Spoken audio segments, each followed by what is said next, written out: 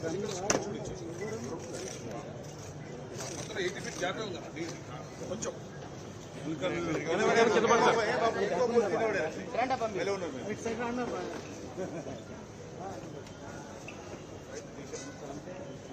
ఎంత ఉంది 60 ఫీట్ మొత్తం అవుతుంది సార్ అయిపోయింది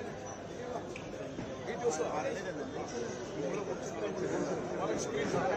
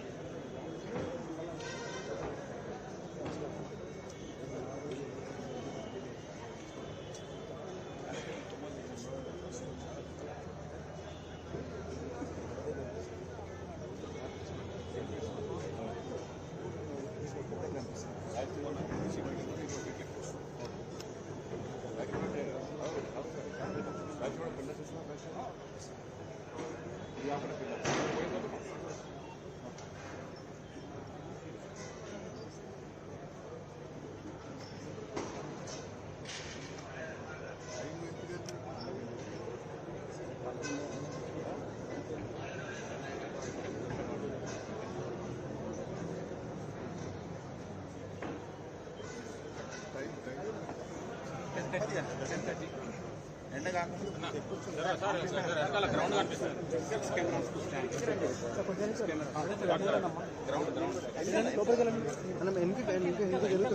ఇంకా జరిగింది సార్ కొంచెం వెనకారా సార్ కొంచెం వెనకారా సార్ కొంచెం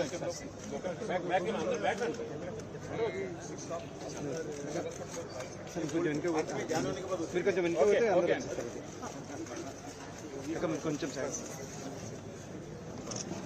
ఇంకా ఫోన్ ఫౌండేషన్స్ ఫోన్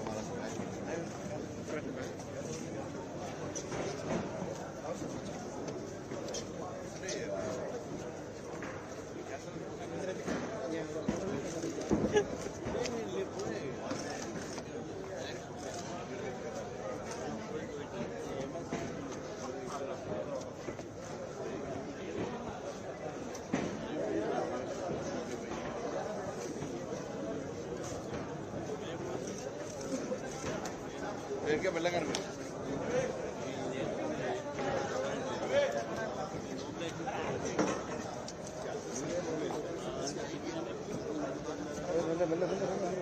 మెల్ల చేయాలి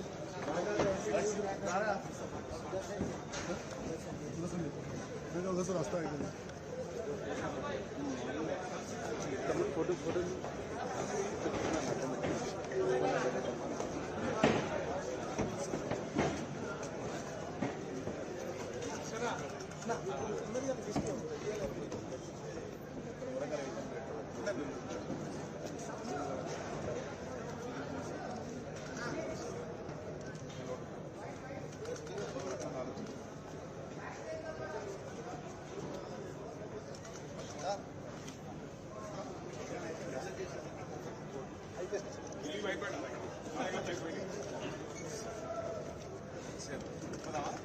Thank you.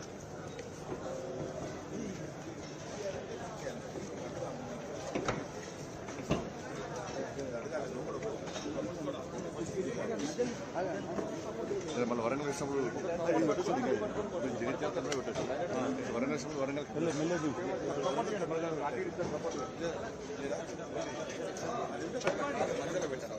మధ్యలో పెట్టాలి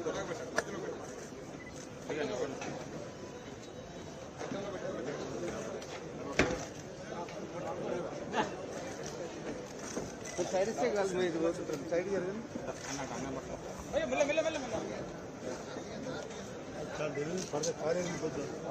నడవండి నీరు కొంచెం అరే కూర్చోను నేను కూడా తీసు అరే అన్ని తీసుకురా నేను ప్రెస్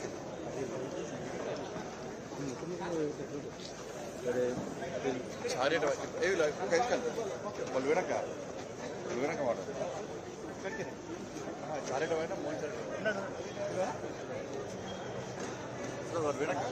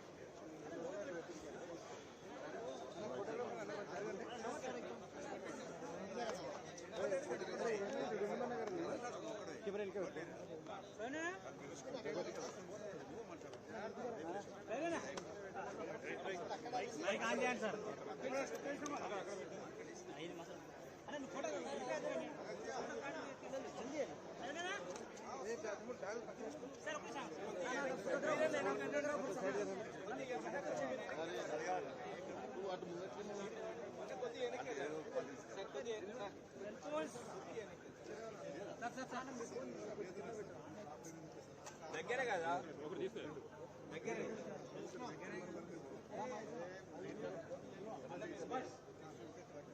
సార్ కొద్దిగా మీరు వెనక్కి కొంచెం ఒక స్టెప్ మనమే ఇంకా జరగండి కదా మనం ఇంకా జరగండి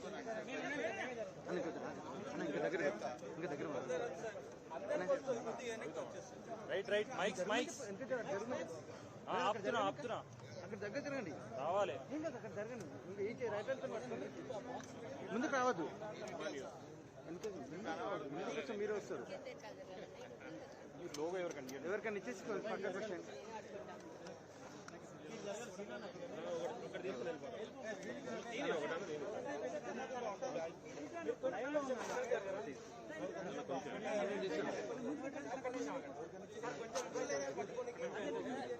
రెండు స్టెప్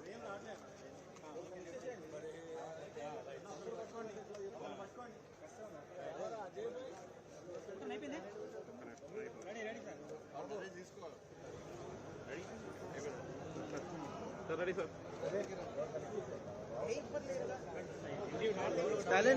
బ్రదర్ మధ్యలో మాట్లాడకండి మీరు అన్నా లోగో డౌన్ చేయి పర్మిషన్ లోగో డౌన్ చేయాలి లోగోస్ డౌన్ చేయండి లోగోస్ డౌన్ చేయండి లోగోలు కింది దించినా అన్ని ఛానల్ జనాలకు తెలుసు లోగోలు డౌన్ చేయండి ఎవరికైనా ఇచ్చానా అది ఏమి అన్న అది పట్టుకో పర్మిషన్ నరేషనా నీ లోగో పర్మిషన్ బ్రదర్ లోగోలు అంత ఇబ్బందిగా పెట్టకండి అబ్బా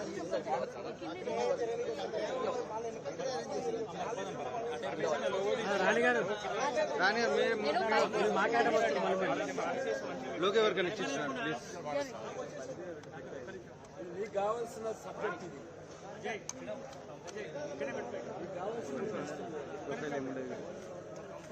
నరేష్ అన్న కొంచెం లోకల్ డౌన్ చేయండి అన్న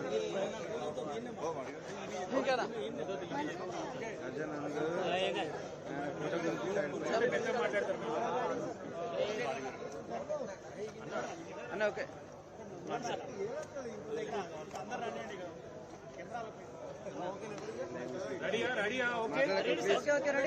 మేడం లోగో డౌన్ చేయరా మహానిష్ లోగో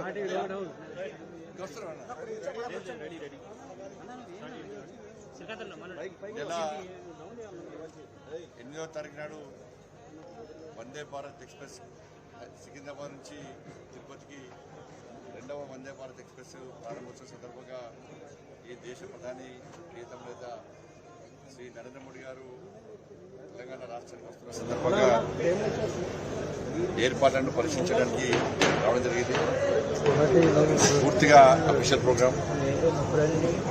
తెలంగాణ రాష్ట్ర ప్రజలందరూ కూడా, ముఖ్యంగా జిహెచ్ఎంసీ పరిధిలోని ప్రజలందరూ కూడా ఈ ప్రారంభోత్సవానికి పెద్ద ఎత్తున తరలి వచ్చి మోడీ గారికి స్వాగతం పలకడము, తెలంగాణ రాష్ట్ర అభివృద్ధి సహకరించడానికి ప్రియతమ నేతకు స్వాగతం పలకడము, వందే భారత్ ఎక్స్ప్రెస్ ప్రారంభోత్సవంలో పాల్గొనే విధంగా అందరూ కలిసికట్టుగా రావాల్సిందిగా ఆహ్వానం పలుకుతున్నాం.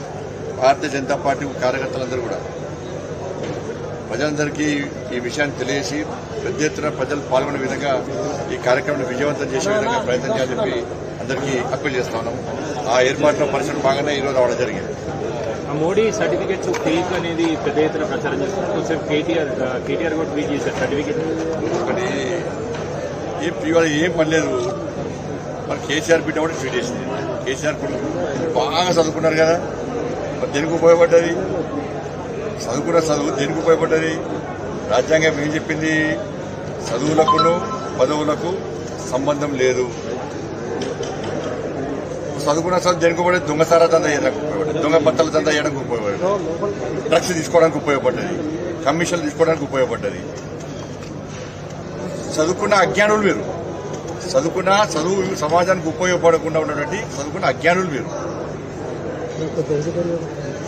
మోడీ గారు ఏం తెలుసు? మోడీ గారు చదువుకున్న చదువు దేనికి ఉపయోగపడి తెలుసు కదా, ప్రపంచం అంతా గుర్తుంది. ఇవాళ కూడా చెప్పిన నెంబర్ 1 టాప్ లీడర్ ప్రపంచంలోనే. ఈ దేశాన్ని ఆర్థికంగా అట్టడుగు స్థానంలో ఉన్నటువంటి భారతదేశాన్ని 5వ స్థానానికి తీసుకొస్తున్న గొప్ప వ్యక్తి నరేంద్ర మోడీ గారు. ఈ దేశాన్ని అభివృద్ధి పాటలో పయనిస్తున్న గొప్ప వ్యక్తి నరేంద్ర మోడీ గారు. మరి చదువు దేనికి ఉపయోగపడ్డది? మీ అయ్యా చదువుకున్నాడు, 80,000 బుక్స్ చదివే. ఫస్ట్ చెప్పు, ఎంఎస్సీ పొలిటికల్ సైన్స్ సర్టిఫికేట్ బయటపెట్టుకుని అయ్యేది. ఎంఎస్సీ పొలిటికల్ సైన్స్ సర్టిఫికేట్ బయటపెట్టుకుని అయ్యేది. బయటపెట్టుకోండి ఫస్ట్. ఏం చేసి మీ అయ్యా బాగా 80,000 పుస్తకాలు చదివినారు. బాత్రూంలో కూర్చొని తాకుండా, మందు అవ్వకుండా, ఫామ్ హౌస్ వంటి ప్రజలు బాగా చదివింది కదా.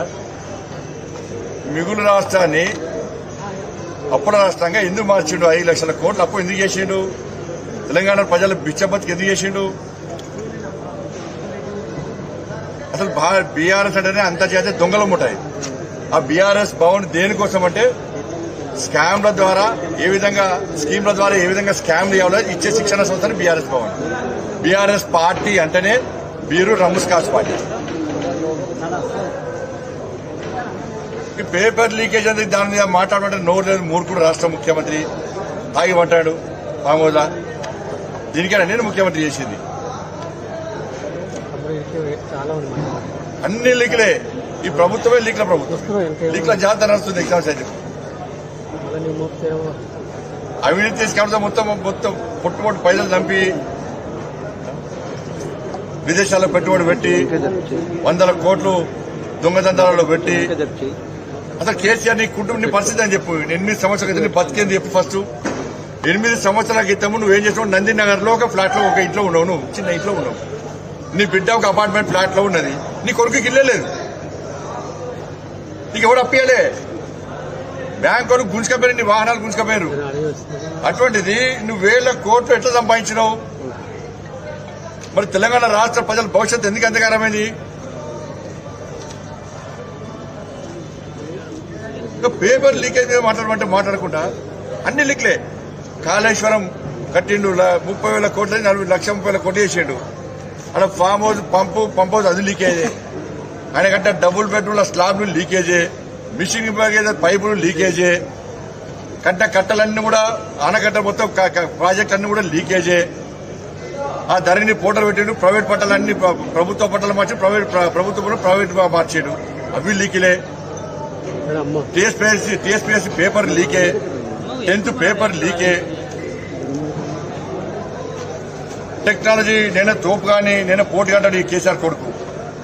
ఏం చేసిన టెక్నాలజీ ఏం చేసింది? అలా దొంగలందరూ టెక్నాలజీని ఎట్లా లీకేజ్ చేయాలో పేపర్ అని దానికోసం ఉపయోగించుకుంటారు. ఇవాళ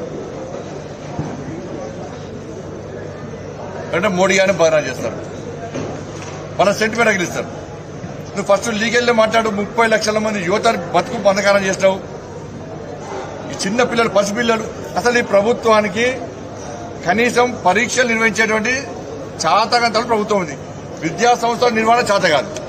ఆ భాష ట్రిపుల్ మొత్తం నాశనం చేసి పడేసారు. పిల్లలకు ఫుడ్ పెట్టడం కూడా పురుగుల అన్నం పెడుతున్నారు. దాని నిర్వహణ చేత కాదు. పరీక్షలు నిర్వహించే చేత కాదు. పరీక్షలు నిర్వహిస్తే పేపర్ లీకేజ్ అవుతుంది. పరీక్షలు అయిపోయాక కనీసం రిక్రూట్మెంట్ చేస్తారంటే అది మళ్ళా అక్రమాలే. మన కేంద్రము ఇలా 10 లక్షల ఉద్యోగాలు అని మోడీ గారి ప్రభుత్వం ఇలా సంకల్పించింది. ఎక్కడైనా పొరపాటు జరిగినాయా? నువ్వు కేంద్రమేమో సీదా సాఫీగా నిక్కచ్చిగా నిజాయితీతో నిబద్ధతతో నిర్వహిస్తున్నది. అక్కడ ఎందుకు అక్రమం చేస్తారు, ఇక్కడ ఎందుకు జరుగుతున్నాయి ఒకసారి చెప్పాలి రాష్ట్ర ముఖ్యమంత్రి.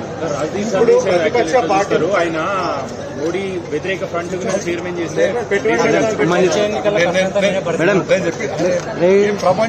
ప్రపంచ నాయకుడు నెక్స్ట్ ఇక ప్రపంచంలో అన్ని పార్టీలకు ఈయన నాయకుడు అవుతాడు. ప్రపంచం అంతా ఖర్చు పెట్టిన డబ్బంతా సంపాదించాడు. పొట్టు చంపిన పైసలు. ఇలా ఆ రాజు దేశ ఆయన ఎవరు బీజేపీ లీడర్ రాదాయనే. బీజేపీ లీడర్ రాదాయనే. ఆయన చెప్పిండు. నేను అదే చెప్పినా కదా, కేసీఆర్ పరిస్థితి 8 సంవత్సరాల క్రితం బతికేది, ఇప్పుడు నీ బతికేది. దేశంలో బీజేపీని ఓడగొట్టడానికి అన్ని ప్రతిపక్ష పార్టీలకు పైసలు ఖర్చు పెట్టే స్థాయికి నువ్వు వచ్చిన సిపాయి మూడగా తీసుకొని కానివ్వంటే నేను తెలంగాణ ప్రజలు బతికాను. ఇక ఇలా జీతాలు ఇచ్చే పరిస్థితి లేదు. ఇది అభివృద్ధి అంటున్నావు నువ్వు. అంటే నీ ఫామ్ హౌస్ కట్టుకుంటే అభివృద్ధి. మహిళల మీద అత్యాచారాలు పార్టీలు బీఆర్ఎస్ పార్టీలు ఎంఏ పార్టీలు అత్యాచారాలు చేస్తే అభివృద్ధి. 1000 కోట్లు సంపాదించి విదేశాల్లో పెట్టుబడి లంగదండ వేస్తే అభివృద్ధి. కనీసం ఫస్ట్ హ్యాండ్ జీతాలు ఇవ్వకపోవడం అభివృద్ధి. ఉద్యోగాలు ఇవ్వకపోవడం అభివృద్ధి. రైతులు తెలంగాణ దేశంలో ఆత్మహత్యలలో 10వ స్థానం తెలంగాణ రాష్ట్రంలో అదో అభివృద్ధి. ఇది అభివృద్ధిని చేసిన అభివృద్ధి. మళ్ళా 10th పిల్లలు పోయినసారి వాల్యుయేషన్ పోయినసారి ఇంటర్మీడియట్ పిల్లలు ఎంతమంది చచ్చిపోయారు బాబు. సిగ్గుండాలి. దుర్మార్గుడు. నీ బతికేందో అర్థం కాదు. ఎందుకుంటారు కూర్చున్నారు? నిజంగా మానవత్వం ఉన్నాడు మనిషి అయితే కూర్చేసి పెట్టి పిక్తాడు. నాతో చేత కాదు మీరు చేసి పెట్టి మనిషే కాదు. కేసీఆర్ మనిషే కాదు. ఎంతమంది పొట్టగొట్టడం మూడు కూడా సిగ్గుండాలా కొంచెమన్నా నీకు. ఇంటర్మీడియట్ విద్యార్థులు ఆత్మహత్య చేసుకున్నారు. నీకున్న కుటుంబం సిగ్గుందానే కొంచెమన్నా నీకు. మళ్ళీ 10th పిల్లల ఉసురు రోజుకుంటున్నాను. ఇంకా పేపర్ లీక్ కాకుండా ఆపకుండా ఉంటాను. అసమర్థువి నువ్వు ఏ విధంగా ముఖ్యమంత్రి? నేను ముఖ్యమంత్రి ఏ విధంగా గుర్తిస్తాం? నీ కొడుకు బడాయి మాటలు పెడతాను. ఇంకా నేను పోటీ కానీ ఇంకెన్ని పేపర్ లీక్ అవుతాయో మళ్ళీ హిందీ పేపర్ లీక్ అయింది అంటున్నారు. అంత టీఆర్ఎస్ వాళ్ళే. పేపర్ లీక్ అయిన తర్వాత పైసలు చంపుతారు. దేని పెట్టి దానిలో పైసలు చంపుతారు. మళ్ళీ ప్రతిపక్షాలు ఎక్కడ పోటీ చేసినా పెట్టావా? నువ్వు కష్టపడి కూలీలు చేస్తావా? పట్ట మోస్తావా? నువ్వేమన్నా వ్యవసాయం చేస్తావా? ఏమన్నా ఉద్యోగం చేస్తావా? నువ్వేమన్నా నువ్వు చేసేదంటే కొంపలు ముంచే రాజకీయాలు అన్ని కూడా. అంతే చెప్తా. నీ పార్టీ ఓ ఫేక్ అంతర్జాతీయ దొంగల ముఠ. బీర్ రమ్ స్కాచ్ పార్టీ ఇది. బహిరంగ సభలు మందు పాటలే. ఇప్పటికైనా ఫస్ట్ నీ కొడుకును ఫస్ట్ ఊడిపడి బయట మెడబట్టి బయట నీ కొడుకును. ఇంతమంది ఉసురు రోజుకుంటాను ఇవాళ. మెడలు బట్టి బయటికి నువ్వు రాజీనామా అయ్యి విద్యాశాఖ మంత్రి రాజీనామా చేయొచ్చు. కనీసం ఒక్కసారి సమీక్ష చేసినావు. ఒక్కసారి సమీక్ష చేసినావా? ఏమంటే వాళ్ళు వెళ్తారు పట్టుకొస్తాడు. మేము పెద్ద సిట్ అంటాడు. ఏం లేదు సిట్ అంటాడు. నువ్వు తప్పు అయినప్పుడు సిట్టింగ్ చేస్తూ విచారణ చెప్పడానికి నీకు అభ్యంతరం ఏంది చెప్పు. నీ కొడుకుని భర్తలు వేస్తే బతకలేడా ఏంది? నీ అల్లుడు మంత్రి ఉండాలి, నీ కొడుకు మంత్రి ఉండాలి, నీ అల్లుడు మంత్రి ఉండాలి, నీ బిడ్డ ఎమ్మెల్సీ ఉండాలి. బతకలేరా మీరు పదవులు లేకుండా? ముఖ్యమంత్రి లేకుండా బతకలేవా నువ్వు? ఎంతమంది వస్తూ రోజుకుంటావు నువ్వు? వెంటనే కేసీఆర్ రాజీనామా చేయాలి ఫస్ట్. నీ కొడుకును బెడబట్టి బయట నువ్వు ఫస్ట్. నువ్వు వీగినాక ప్రభుత్వం అవుతావు అనుకో. కానీ నువ్వు ఏడేస్తావు. నువ్వు ఫెవికాల్ అంటి పెట్టుకుని కింద కూర్చున్నావు నువ్వు. కాబట్టి తెలంగాణ సమాజం ఏమనుకుంటుంది? ఎంతమంది నాశనం చేస్తున్న భవిష్యత్తు. భారతీయ జనతా పార్టీ పక్కా ప్రణాళిక ఇస్తున్నాం. మొట్టమొదటిసారినే వరంగల్లో నిరుద్యోగ మార్చ్ పెద్ద ఎత్తున వేలాది మంది యువతతోని ఇలా వరంగల్లో నిరుద్యోగ మార్చ్ పెడుతున్నాం. ప్రతి ఉమ్మడి జిల్లాలో వేలాది మంది దీనిలో నష్టపోయిన యువతతోని నిరుద్యోగ మార్చ్ నిర్వహిస్తున్నాం.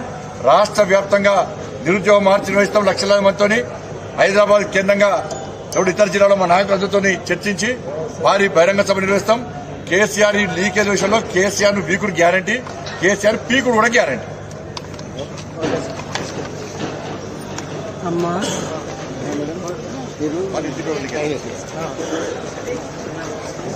చెప్పొచ్చు ఆమె చెప్పండి చెప్పండి లోకల్ ఎక్కువ పట్టుకోండి.